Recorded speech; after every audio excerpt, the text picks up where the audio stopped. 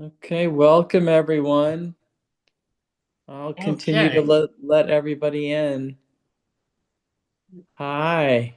Hello. Oh, I see we have Aziza and Mark and Shalom. Shalom, Brother Walton. Yeah, Okay. fantastic. Sky Dancer, good to see you. Faith, good to see you. Ahava, Seven, Shalom. Wonderful. Yeah, all right. Well, we have some really interesting things to talk about. Oh, Gabriel Ben Yehuda, lots of okay. Cynthia Garb's coming in. Welcome. More people coming in. Shalom. Tonight is a really interesting parsha. Tonight I really like this parsha. I'm gonna blow some minds because I'm gonna talk. I told Rabbi I'm going to explain to something that I don't think he's ever seen before, explained before. So I'm excited. I'm really excited. So, well, people still filing in. Okay, so today is we'll do the usual. If you have any you want to put in a dedication uh for your Torah study, someone who, to someone or something, some cause, feel free to put that in the chat. We acknowledge that. We love it. And we welcome you. And we're glad that you're here. And, oh, that's good. Okay. Oh, dedicated to the migrants who passed away in ISIS custody and for justice and prosperity. These are all good things. Yes. In fact, we're going to talk about a little bit about justice and tzedek today. So then we'll have Rabbi. Maybe Rabbi, will you proceed with the bracha, and then we'll do Sure. a Hey, and then let's do the bracha. Okay. Baruch atah Adonai Eloheinu melech haolam asher bachar bana mikol hamim v'natan to'ato Baruch atah Adonai noten Torah. Amen. Amen. So we have 20 people. We have a great minyan. And this is a interesting. Should I do a little? This is the famous Esau and Isaac, Jacob and Esau uh, uh, Parsha. Everyone, and I gotta say, probably everybody here is somewhat familiar with it. If I can go over I'll do a brief. Should I do a brief summary, Rabbi? Sure. All right, let's do a brief summary. Okay, it starts off with Isaac and Rebecca. They have this miraculous conception. She conceives. She prays and conceives, and she has two twins, and they struggle violently inside her, and we're going to get to that. And they're already hostile. They're hostile with each other from the beginning. And then there's the birth of Esau and Jacob, the two twins. Okay, and Esau is red and hairy and wild. We're going to talk about that today. And then Jacob follows. He's grasping Esau's heel. That's what his name means, right? Sneaky heel sneak. I think we've talked about that in the past. And Esau becomes a hunter. We're going to talk about that. And Jacob acquires the birthright because Esau sells it to him for some lentils because he's hungry. And that was stupid. And he regrets it. And then there's a famine, and the Philistines are involved.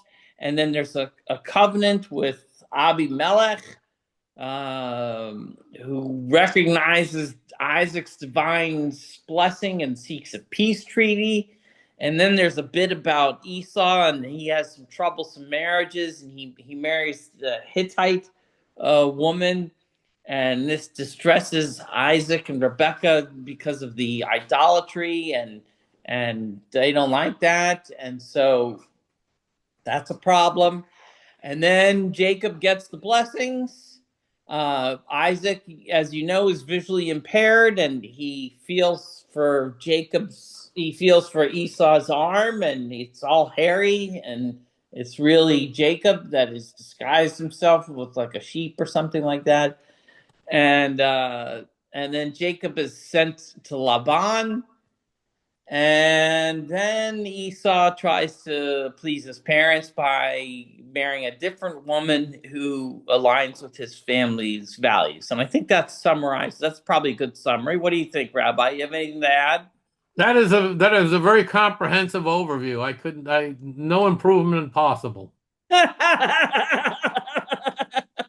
I passed my rabbinical school. Well, You so you have an incredible, profound knowledge and how to condense and present it in a very concise, coherent term. You uh, know, I might have years and years of learning, but I mean, it's being able to condense it. The problem is my Yiddish cup uh, gets screwed up by my Irish mouth. I talk too much. well, I don't know about that. I think it's perfect. I think it's wonderful. So, well, this is a very so this is an interesting parsha because in this parsha, uh, I mean, there's some misspellings in the Torah, which I think is a little crazy, right? We never really talk about that. We always talk about the Torah being perfect, right? But Right, there's a goyim is misspelled, right? And tomim is twins, right? right, right. And that's misspelled. And are there any rabbinical thoughts about that? I know that Baal Haturim notes that the there's a defective this spelling about goyim not being nation, actually meaning nations, but meaning something else, meaning I'm not sure. There's some wisdom there. Do you know? I don't know, but I know that the word, like I said, I personally despise using the term goy with people who aren't Jewish because the word goy somehow accumulated or A developed negative negative connotation. connotations or Yes. associations where Yeah. the word Nations. actually only means people. Yeah. We have the Chassidim Olam. Goy, actually, Jews are referred to as Goyim. That's And there's a right. We're pasuk in the referred to Torah, the as a Goy nation. Kadosh. Yes. They're Yes. referred to as a holy people, Goy A holy Kadosh. poem. Yes. That's So right. the idea is that the word goy only literally only means people. That was the only thing that it meant, and it didn't refer to Jews or non-Jews, or it wasn't a term of distinction or separation. Non-Jews who keep the seven mitzvot ben Noach, and this is from Rabbi McLashley. Okay, this is let me Mhm. qualify this statement by saying not everyone would agree with me, but I don't hold that they're goyim at all because goyim, basically, in the term that it's used, not in the term that it's used in the Torah, but the way it's commonly used in the Jewish community. Colloquially used. Right, Yes. Right. exactly. The Yeah. word goy doesn't really apply. They're B'nai Noach. Yeah. Because B'nai Noach are the children of Noach. They believe in God. They're keeping the Sheva mitzvah, the seven commandments given to Noach. So they're B'nai Noach. They're not really goyim. As we interpret goyim, the way the Torah interprets goyim, there is no difference. The word goy can be used for a Jew or a non-Jew. Yeah, It yeah, yeah. makes It just sense. evolved later to be, yeah. Yeah, it That's a evolved later later, much that's a later. It's later not, evolution. And and right now we're it's a speaking, detestable term. There are yeah. words that I will not. I don't even like using the words, but the only reason I'm going to use them is people who come on that don't know, like the word goy or shiksa or these things. These are horrible words, and they run absolutely counter to the entire spirit of Torah true Judaism, which encourages us to be makabel kol abriot in panim yafot, to receive everyone with a cheerful countenance. And Right. as I pointed out in Masechet Pesachim, it says that one of the entire reasons we're in Gullus as an exile was specifically for the point to be Makabel Gerim. And again in Tanchum Alech that the person who Uh, is, so it's I found, I saw, I found it. I found it. I saw it, and I know what you're talking about. right. Okay, what? So apparently, okay, it's not in. This misspelling is in 2523. Everybody, and it's a misspelling of goyim, and and I believe it doesn't have the vav or Wow. a Yeah. yud, and instead has maybe two yuds goyim, I think, and actually could be, I believe, Rabbi Judah Hanasi, Yehuda and Nasi, yeah. yeah, and Antonius interpreted it to mean Gayim, which meant the great ones. That Esau and Jacob were great ones in the womb. It was they considered it to be a different word. Did you? I don't know about that. Hmm. But that's one of the things that I read. Did you see the other thing that I saw was that in there is a phrase that's used in the next, so that's from 2523. There's a phrase that I picked up in 2524 that I noticed is used 3 times, and you're gonna love this. All right. Do you see in 2524 it says, when her term grew to bear grew full, then behold, there were twins in her womb. Now that when her term grew full, that's interpreted in lots of different places to be things like her days were full. It's an obtuse reference. I'm not sure exactly what it means, but I do know that it was used in 3 other places in the Torah. It's used to describe Sarah. It's used to describe Hannah, and it's used to describe an unnamed Shunammite woman, all of whom give birth to children who have incredible talents for prophecy. Hmm.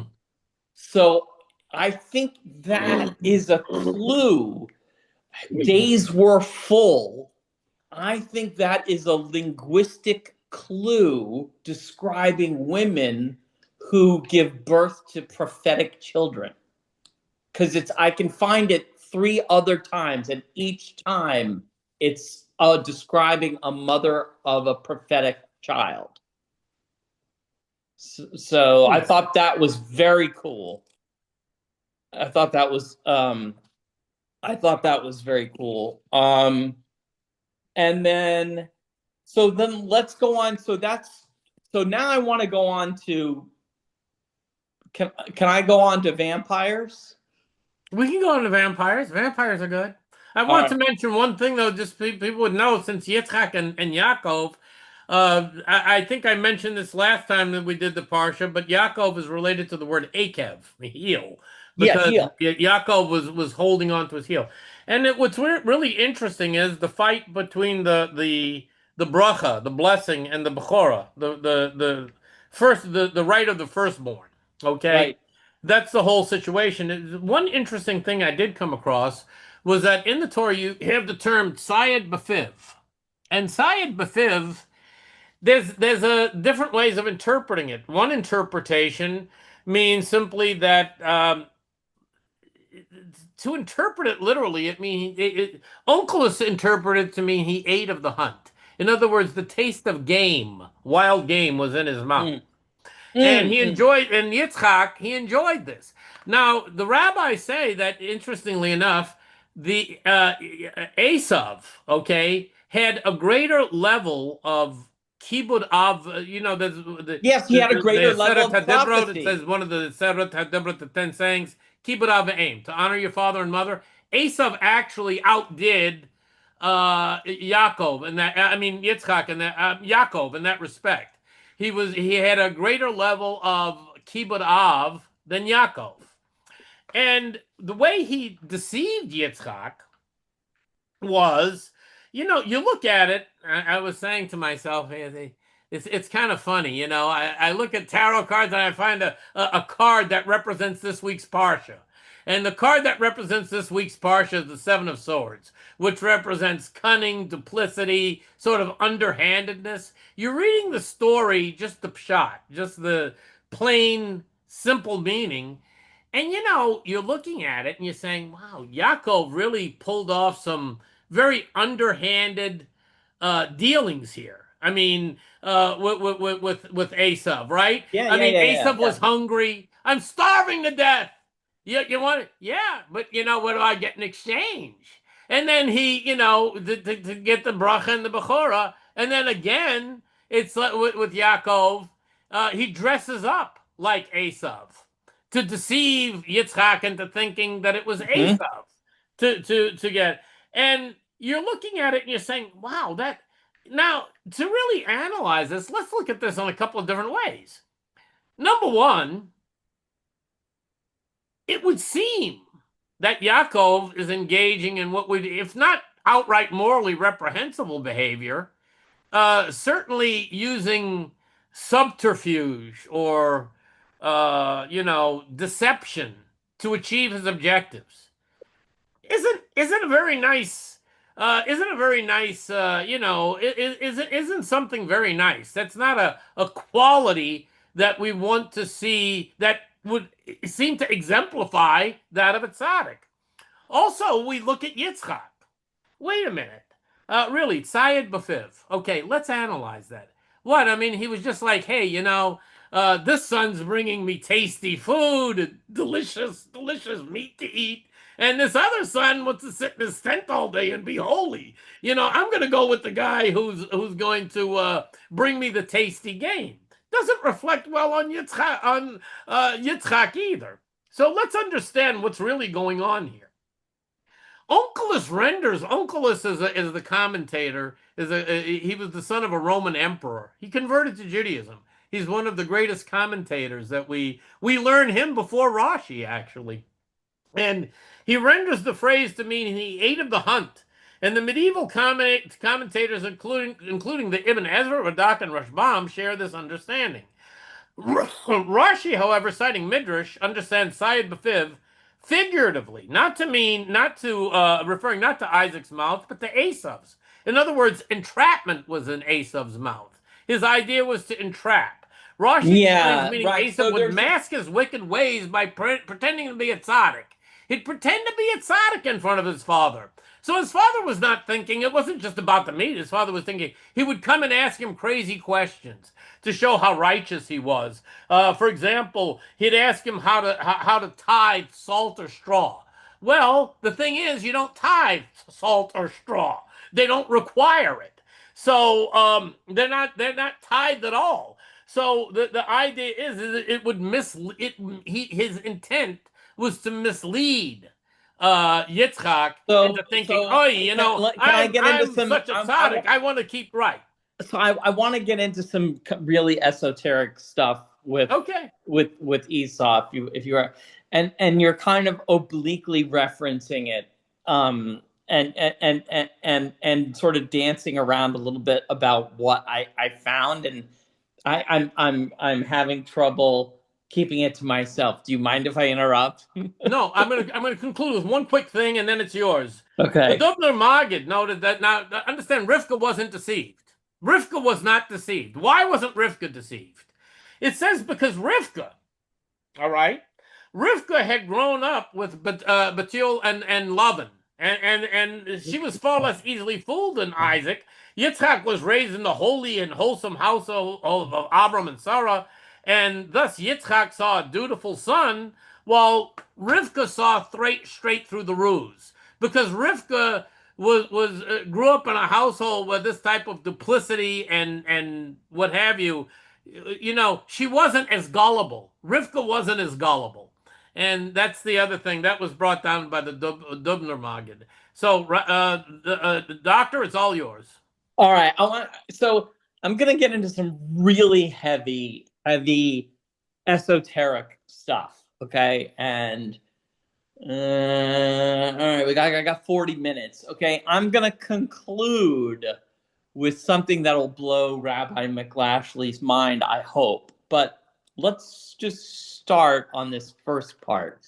And Rabbi McLashley was obliquely referring to some of these concepts about Esau being, having a bad mouth or something in his mouth, and Sayed Befiv, it's called, yeah. yeah, and there's Game something in his mouth. And something in they his mouth, right? And there's this thing about it that crops up over and over and over about his mouth, and I'll tell you where all of this stuff originates from. Okay, so if you start at 25:25, okay, this is where they're starting to describe the birth of Esau, and they come out and they say he emerged Admoni. Okay, Admoni, and it means we're not sure what it means. It means red, maybe red, and it's used like, remember how I just said, wow, I found this phrase and it was only used 3 other times, and every time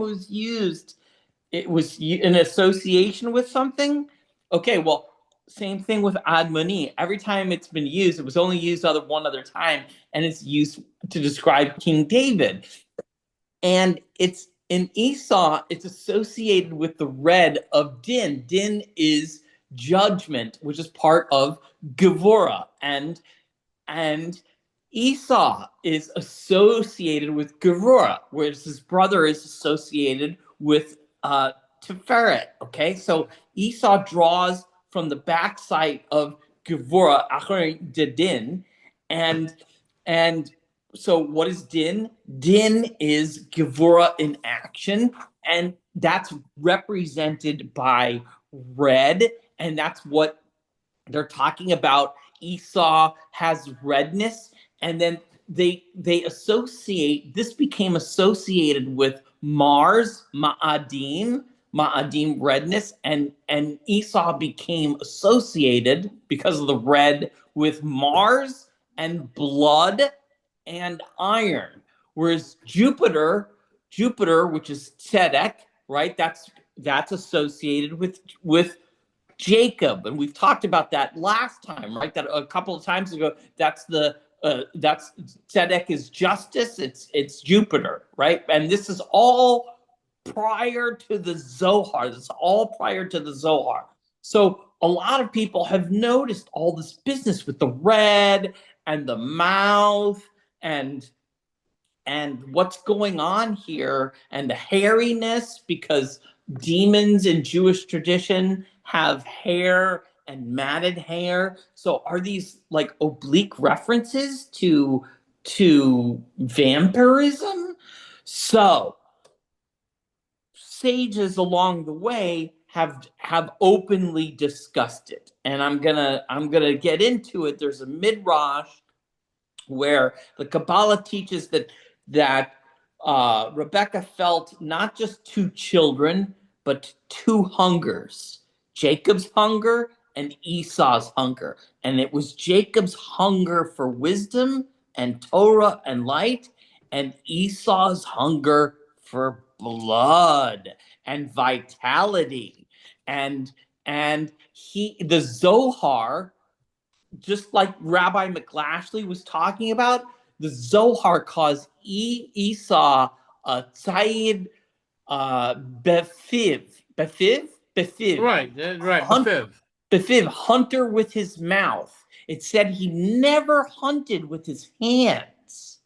He didn't hunt with his hands. He consumed, but he hunted with his mouth like a vampire, right? And so the sages teach that Esau is this archetype for someone who hunts for vitality that's not his own, a Hmm. life force.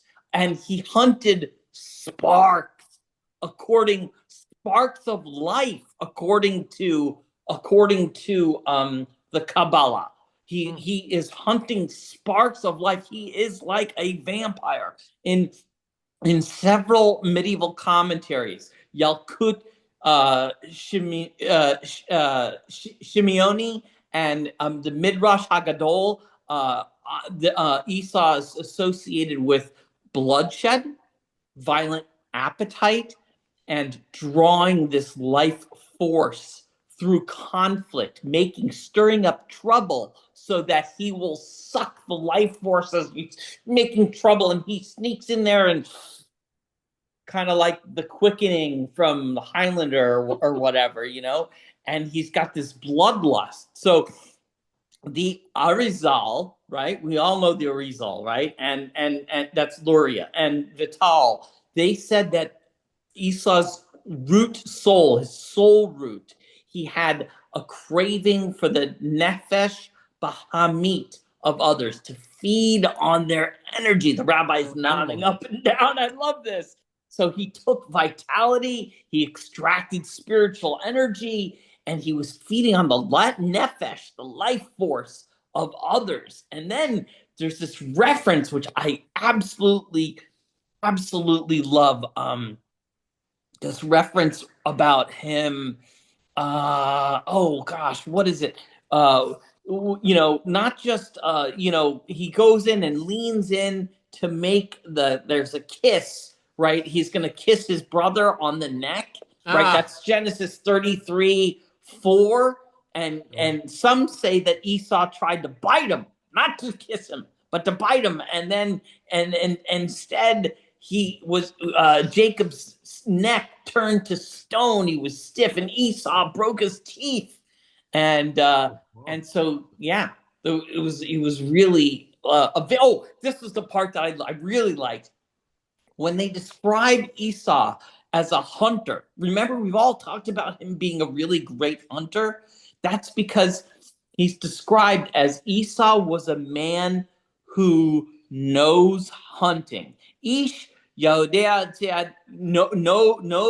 knows hunting, and when they say the word knows hunting, it's Yodea, Ani Yodea, right? I Right. Yeah. know. And Yodea That's not is to know, but it's to psychically know something. They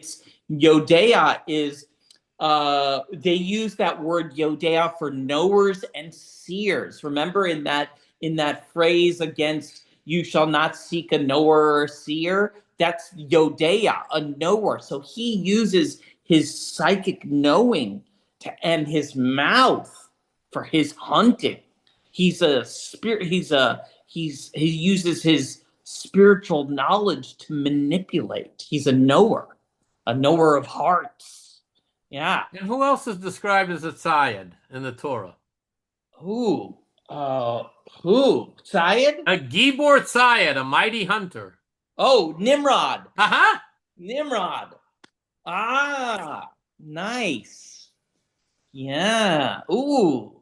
Well, so that brings me, Rabbi, to answer a question which you posed to me a long time ago.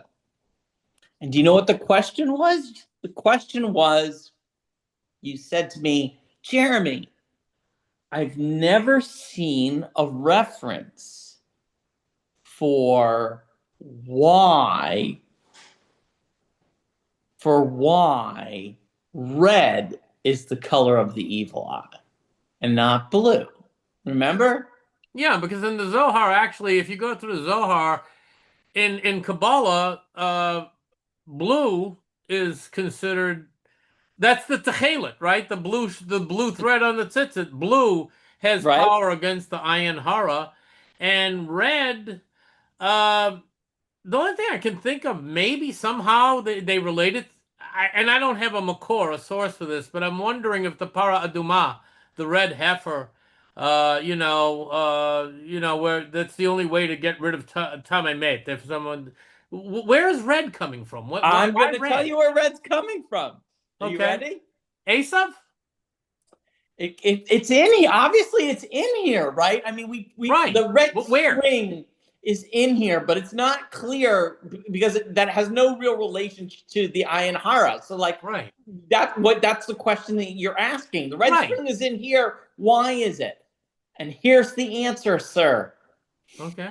So the answer is that red is associated with Gevurah.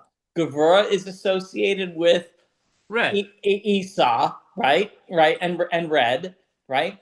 And that once you have red on you, it means that you have already been attacked by the evil eye, and red repels red. The evil eye will ignore Ah, you because you've already been attacked by it. As a as wow. a as opposed to blue, blue allows it so that it cannot see you. Red allows that it cannot touch you. In other words, it figures you've already gotten zapped by the Ayin Hara. So I don't. Yeah. You know what? There's an interesting thing I'll present. In Ireland, black cats are considered lucky. Everywhere else in the world, black cats are considered hey gebalt. You're not going to cross right. It's associated with bad luck. In Ireland, it's considered lucky. And you go to ancient Irish folklore, they considered it lucky for exactly the same reason. That, like the Satan or the Malach HaMovet, the evil, would pass by a house. They already see a dark presence in there, so they're likely to pass over it. The same concept. Yep. Exactly. And that's like the red over the you're gonna pass over it. Right. So, Got so it? the Like one place, because if you got anybody's red on looking it, to you're gonna pass. You're gonna kill their it. black cat has kittens and they're black. If you want to get them adopted, it's very easy in Ireland. In America, nobody wants a black cat. In Ireland, they're sought after. Yeah. Yeah, yeah, yeah. And oh, by the way, yeah, there's the line in there in Genesis 25:30. Esau says, "Feed me the red thing. Feed me the red thing." Yeah, like feed me the blood. Feed me the red thing. Yeah, yeah, Adam. So there you go. And what's Very really fascinating. interesting is for meat to be kosher, as you have to salt it, soak it. All the meat. Well, I'm vegetarian, but my wife's not vegetarian, and we have the kosher salt here and the koshering process to remove all the blood because you can't have the meat has to be completely drained, completely. There can't be any blood in it. It has to Right. be completely drained. So it's a process of soaking and salting and koshering the meat is to remove all the blood from it. Yeah. And there's this big thing in Judaism about uh, it's forbidden to drink blood. The That's right. irony of it is in the Middle Ages during the blood libels, that's exactly what they accused us of doing was drinking That's the right. blood of infants. The irony is that we can't have blood, period. It's not kosher if it has any blood in it. So red, now that you all know that, red wards off the forces of din, which just means harsh judgment of Gevurah. Din is the action of Gevurah. Okay, so red wards off harsh judgment. All right, because you've already had blood spilled on you. Okay, and because the red resembles blood, it tricks the forces of the evil eye into thinking that the victim has already been claimed. So there you go. Red neutralizes din. That's that's Wow. that is That's pretty good. So blue light repels it. Red gets just it looks past you because I've already got him. I don't have to worry about I that. already got him. It's just like the Malach Hamavet passing But I over was thinking that for Pesach, right? over The idea is, Pesach. I like, already hey, took care of that guy. yeah, Exactly. That's exactly where it's from. It's the same thing. I already took care of it. it's Yep. already it's already covered. We got him covered. Yeah, we got him covered. It's I guess it's kind of like playing dead when you lie down, and you just right I like didn't you know it was put. going to go in that direction, but anyway, I'm going to add something after. But uh, it was really interesting. I'm going to type it up because this is an Yeah, I older don't think thing you that I guys are found. ever gonna Yeah. find that. I cannot find any. So if you ever find sources, Hey, if you can see this, in Irish folklore, black cats are symbols of good luck, wealth, and happiness. A stark contrast to the superstition of other cultures. Uh, and it was the same basic concept. My family used to talk about the bog cat. It was a large, cunning, and swift black cat said to roam the shores of the Lunia, bringing good luck, wealth, and happiness to those who cross its path. The Kilkenny cats. Uh, the idea was is black cats.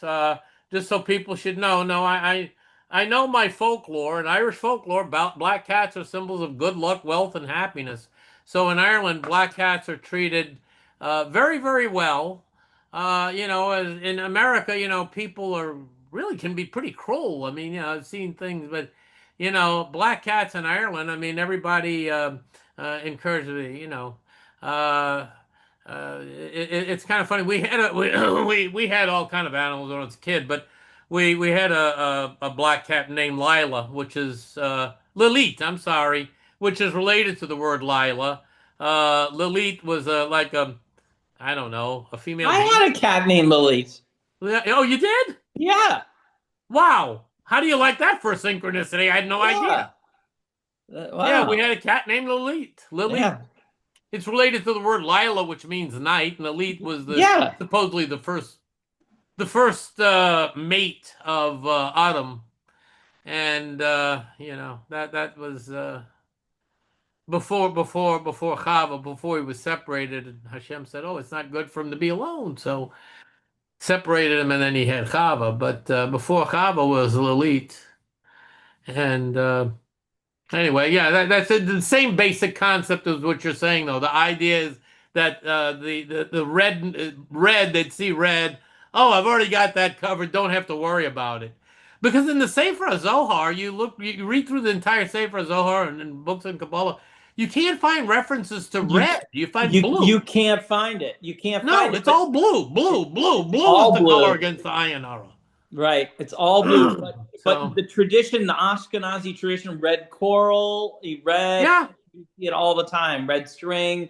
But I this is the best I can. This is what I could finally find.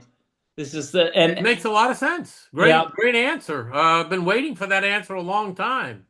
Mhm. So I thought we would dig it. It'd be a good it'd be valuable for tonight's lessons. Do we have any other questions about tonight? Anyone? Yeah. Does everybody notice how clear Rabbi McLashley is? He's got a new computer, and he's all look at him. He's all like you can see him in 1020 or Now you whatever can see how really ugly I am. Yes, I feel bad. MAGA hijacked red too, right? Yeah, yeah, yeah, yeah, red. That's a good color. All right. Well, then let's go on. Tomorrow night we have Ma'ariv. This is a good Parsha. I love this Parsha.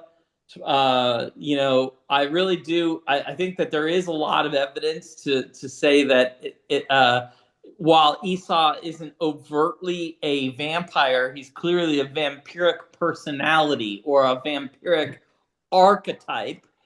And that's what was trying to be portrayed there, I think. So yeah, maybe we'll put him in Parsha of the Paranormal at some point. Yeah, Yeah, sure. the ancient Greeks thought red-haired people were evil. Yes, yeah, a lot of yeah, yeah. There's a lot of that. Well, all right, everyone. Thank I you saw guys Aziz so the much White for said showing something up. about Mark Gilmore, Parsha, the Paranormal. We've got you covered. Faith McCann, do you think vampires came from Jewish tradition? You want to talk about the Estri? Well, they did come from Jewish tradition, so I mean, So did werewolves. I've written that up. Yeah, so did werewolves. Binyamin. Yeah, and so werewolves too. Yeah, And yeah, so did Frankenstein, the golem. yeah. The golem. Yeah, And so did Freddy Krueger. No, maybe not Freddy Krueger. I'm sorry. yeah.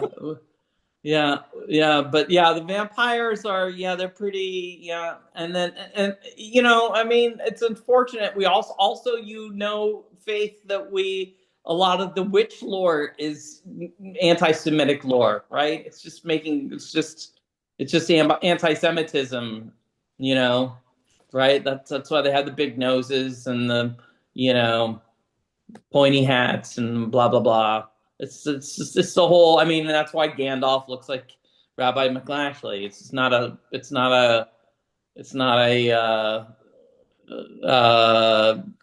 coincidence, right? I mean, because so That whole thing about, I mean, like I said, I mean, look, they have the Asian Jews of Kaifeng. Look it up. yeah, Asian Jews of Kaifeng. They've been there a long time. Go to Ireland, Irish Jews. I mean, my nose looks like a cashew nut. Okay, the Jews of I mean, Jews all over the world. What people somehow identified a very specific group. I don't know right. how large noses It's became identified as being Ashkenaz. Jewish. It's Ashkenormativity. Ashkenormativity. There you Yeah, go. And people Ashkenormativity. tend to think that a typical Eastern European look, which was really Eastern European, it wasn't just specifically to Jews. You look at many Eastern Europeans or Italians or other people also have what's defined as a Semitic nose. So, It was also called a Roman nose. it was also called a Roman nose. I mean, come on, it's not just Yeah. limited to Jews. There's an So old joke. Why do stupid. Irish Jews have small noses? So we won't inhale the foam when we're drinking the Guinness. Oh, good. All right, everyone. I'm gonna call it a night and say you guys learned a lot, hopefully, about vampires and that color red. I finally found it. It's awesome. So That was worth the whole that was worth the whole lecture. That answered a question that I've been struggling with because I kept looking through Zohar, kept looking through all these books on Jewish mysticism, magic, and I'm saying, where'd they get it from? Red is dark Amori. It's the way the Romans considered red a holy color, the color of the gods. How did it work its way into Judaism? that's And there it. you That's gave the it. And answer. it's the Gevurah of Rachel around her tomb because it's absorbing her Gevurah. That's the Rachel. There you go. It's her Gevurah. So there you go. All right. Good night, everyone. Have a good night, everyone. Lila Thanks for Tov. joining us. Lila Tov.